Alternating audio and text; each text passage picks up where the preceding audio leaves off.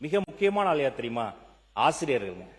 என் அரை முழுக்க மலை போல அவர்களினுடைய அந்த மனுக்கள் குவிந்திருக்கிறது. பல நாட்கள் நான் உறக்கம் வராமல் சிரமப்பட்டு இருக்கிறேன்.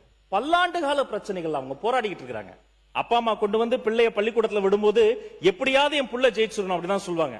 எப்படியாவது என் பிள்ளைய பாஸ் ஆக்கிறீங்க டீச்சர் தான் சொல்லுவாங்க. எப்படியாவது என் பிள்ளை ஜெயிக்கணும்னு நினைச்ச அப்பா அம்மா, என்கிட்ட படிக்கிற எல்லா பிள்ளைகளும் ஜெயிக்கணும்னு நினைச்சா அவங்க தாங்க ஆசிரியர்கள். ஊருக்காக வாழ்ந்து கொண்டு இருக்கக்கூடிய உத்தமர்கள். அவங்கள நிறைய பிரச்சனைகள் இருக்கு. டெட் தேர்வு, டிஆர்வி, தற்காலிக ஆசிரியர்கள். இந்த ஒரு நோட்டு புத்தகம் முழுக்க கிட்டத்தட்ட 110 சங்கங்களை நேரடியாக பார்த்து அவர்களினுடைய ஆலோசனை நடத்தி இந்த கோரிக்கைகளை எழுதி வைத்திருக்கிறேன்.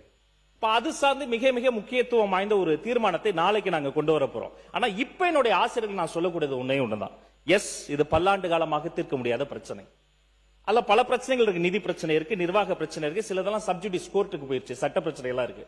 ஆனால் பேசி தீர்க்க முடியாத பிரச்சனை என்று உலகத்தில் எதுவுமே கிடையாது. 2 நாட்டு போரை பேசி நிறுத்த முடியும் என்று சொன்னால் எங்களுடைய ஆசிரியர் பிரச்சனையும் பேசி தீர்க்க முடியும். அதற்காக ஒரு உயர்மட்ட குழு, ஹை லெவல் கமிட்டி தமிழ்நாட்டில் உருவாக்கப்பட்டு பள்ளிக்கல்வித்துறை ஆசிரியர்களுடைய பிரச்சனை தீர்க்கப்படும் என்று நான் வாக்கு தருகிறேன்.